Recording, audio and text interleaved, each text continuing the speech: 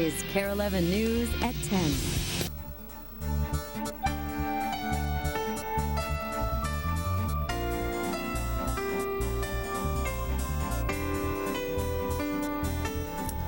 Caring for people with mental illness has reached a crisis point now here in Minnesota as well as all around the nation. Lacking options, many of the mentally ill end up in jail, prison, or the local emergency room. And there is a heavy cost both in dollars and in lives. Rick Capcella joins us now. Hey guys, you know, the insane thing here is the system we have for dealing with people who have mental illness. Jails and prisons cost the public a lot more money.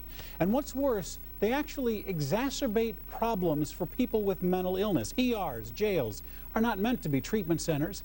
Bottom line, we have a lot fewer beds per capita in Minnesota than is the case nationally, and fewer beds leads to more people on the streets and ultimately in our jails and prisons. Breakfast coming here real soon. Breakfast, guys. This is a perspective you don't get every day. Behind bars, on lockdown, in the Ramsey County Jail. There you go. 36-year-old Kelly Sauer is the inmate and the patient. He doesn't remember much about the theft that put him here, but when he tells you the voices made him do it, he's credible. When I'm off my medications, I don't remember a lot of things. I go through blackouts, and I hear voices, and I see people that aren't there, you know. And after hearing the voices over and over and over and over and over, you just do what they say. You don't even think about it. It's just... He's schizophrenic. The voices, he says, have told him to kill himself since about the age of 13, and he's tried repeatedly. Told me to hurt other people. Told me to leave the state. I've just got in my car and I've woken up and I've been in Nebraska. I've been in Las Vegas.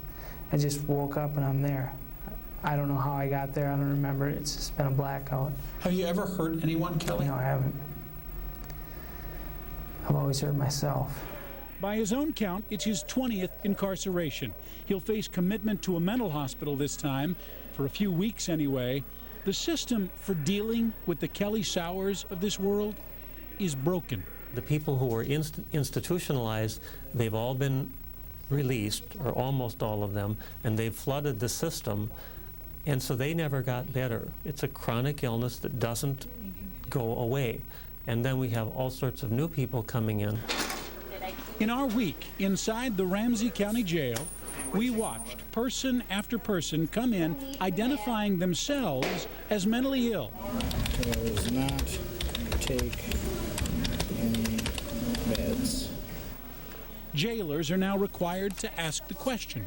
Do you have any diagnosed mental illness? Yes. Okay. The jail's required to know if a person is mentally ill, and it's not enough to go with what they're told. They have to figure it out. Well, please have a chair. They hire psychiatrists now to help them. If the inmate needs meds, jails are required to do that too. They have to get them, and they have to make sure the inmate takes them. And I have to do mouth check. Okay, thank you. They don't always need a doctor to know when they have a problem.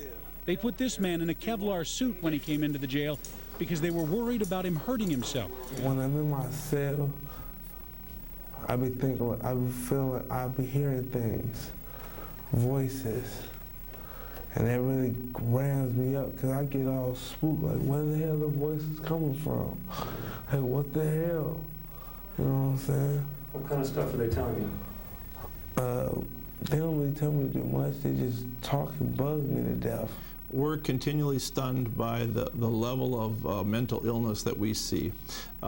Ramsey County Sheriff Bob Fletcher says some of the largest facilities for dealing with the mentally ill today are jails, and they're a lousy place for the mentally ill.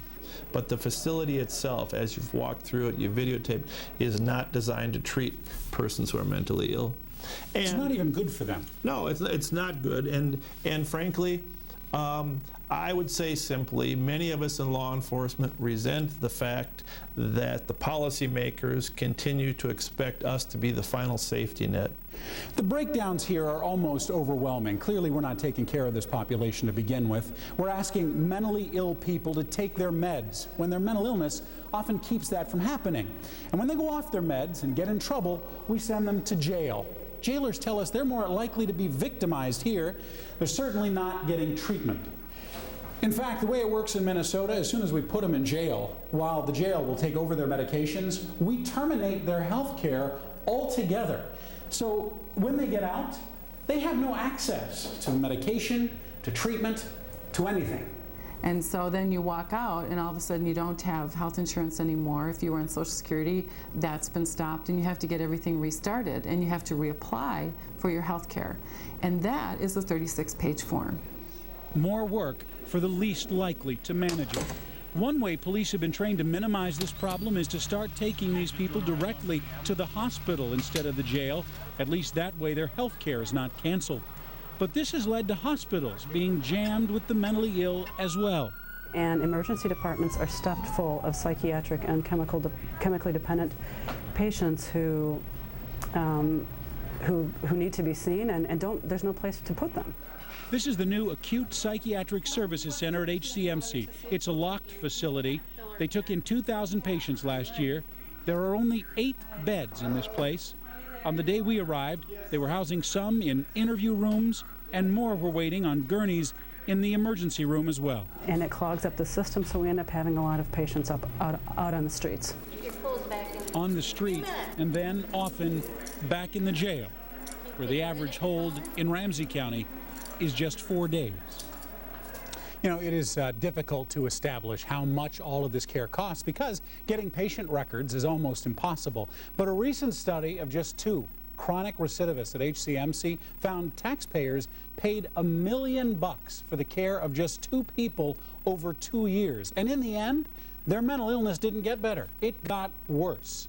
Finally tonight, we have received so many emails on these stories. Some of you have asked about the role of President Reagan in deinstitutionalizing people with mental illness. Others wanted to know why we chose to identify some of the people in these stories. We have posted responses to both of those questions at KARE11.com. You can click on extras. And once again, guys, I wanted to point out that we are very appreciative of Sheriff Bob Fletcher and the folks at Ramsey County giving us this access into the jail. It was very unusual.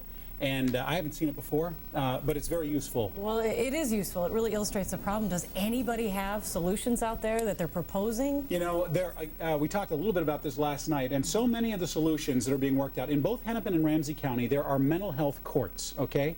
That is the beginning of a solution. But it is inherently flawed, they tell us, many of the folks, even in the court. It's inherently flawed because it starts after everybody goes through crisis. Mm-hmm. It would be much more effective, much less costly if we could solve it before it got to the crisis point.